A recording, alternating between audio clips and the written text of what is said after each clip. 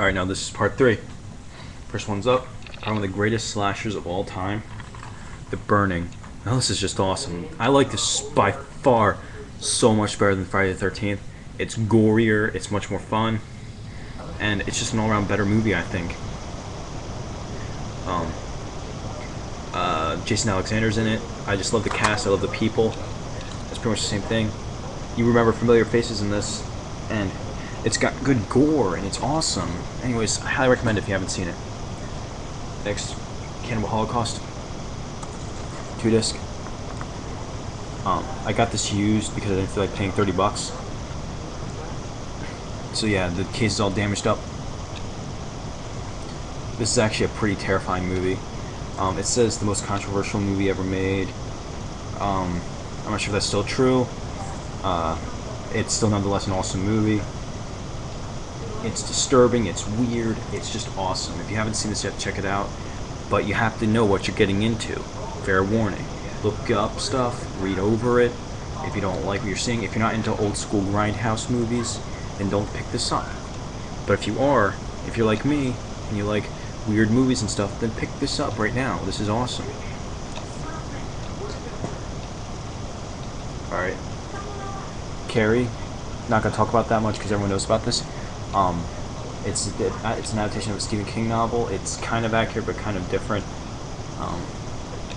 It's awesome. It's pretty good. Good. It's pretty good. It's a kind of a drama horror story, more or less. So I wouldn't overthink it too much. If you like, it's either you like it or you hate it. I like it a lot. I love this movie. It's a great horror film. If you haven't seen it yet, pick it up now. It's awesome. Like I said, everyone's already seen that anyway. So next is a movie that a lot of people haven't seen. Carver. I only heard about this because 8 the Chosen One brought it up. And that one outhouse scene. Ooh, I'm not gonna talk about that. Even think about it makes me cringe. This is actually pretty good. I didn't like the back. When I saw the back, I didn't like it because that picture right there kind of got me off. Like, I don't mean to I don't want to review it, but it's pretty good. It's a really good movie. Not really good, it's pretty good. The ending is kind of but other than that, it's not bad. Check it out if you like independent horror.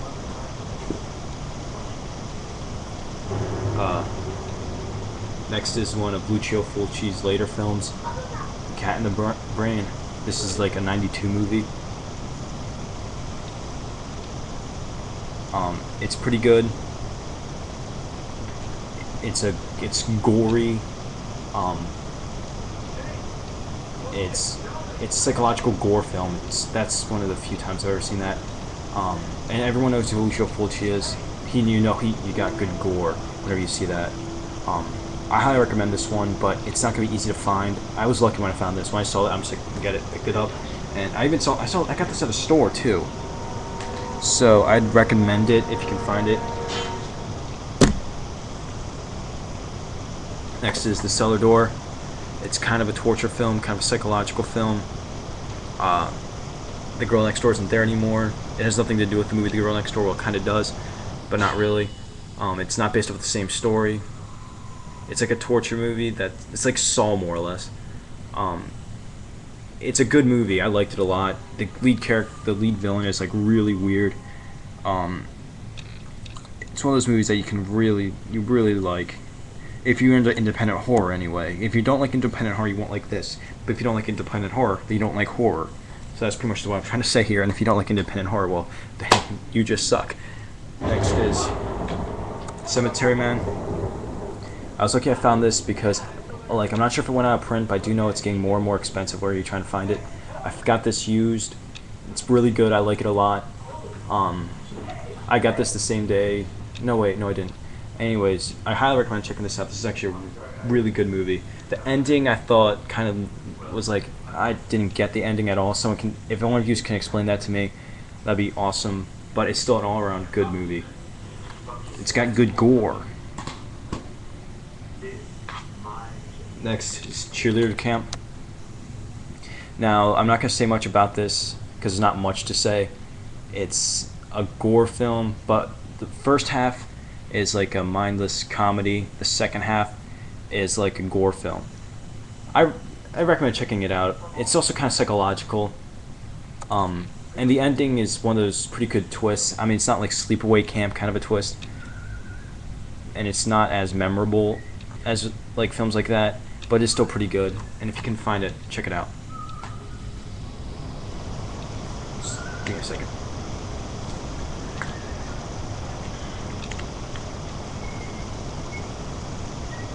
Next is City of the Dead, another Fulci film. Pretty good, but not the best. I didn't like the ending. It felt kind of boring at times, but it still wasn't all that bad. Like, it could have been better, but it wasn't terrible. I'm gonna give it that. Anyways, if you haven't seen it, check it out.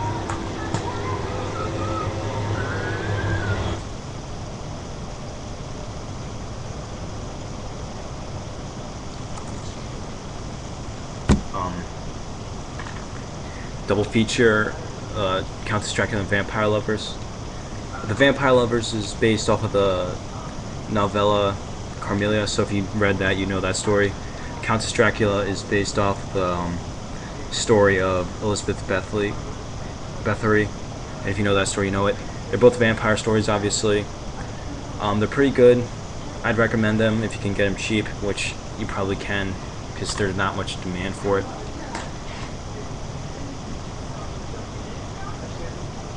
Another double feature, the Count Yorga films. I can vouch for the first one, but the second one really isn't that great. The first one's awesome.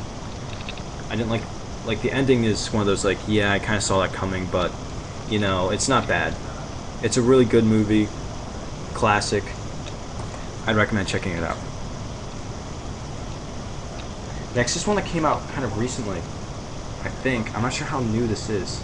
And I bought this on a blind buy. I never heard of it before. I never read anything about it, and it's Cornered.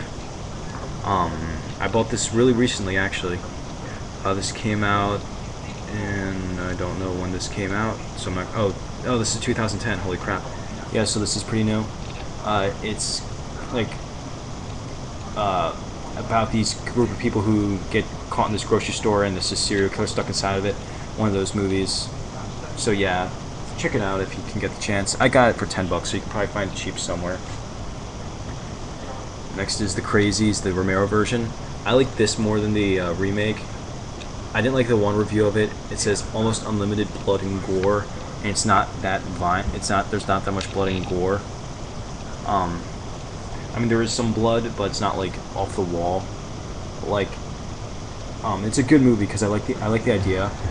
The enemies are more or less just the army people, the military, and not so much of people who are psychotic. If you watch it, you pretty much figure that out.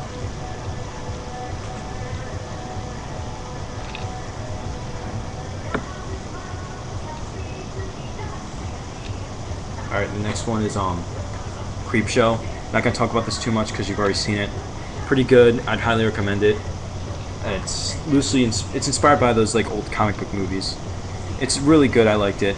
The last story kind of freaked me out because of how it ended. Next,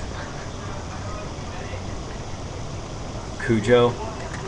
I saw this a long time ago and I picked it up because I saw it, because I found it at the video store and I said forget it, I'm just going to buy it. I remember enjoying it when I first saw it. I haven't watched it since. I saw it when I was pretty young.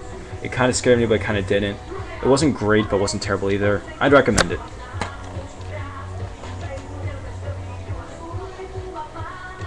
Next, I just got yesterday, so I haven't seen it yet.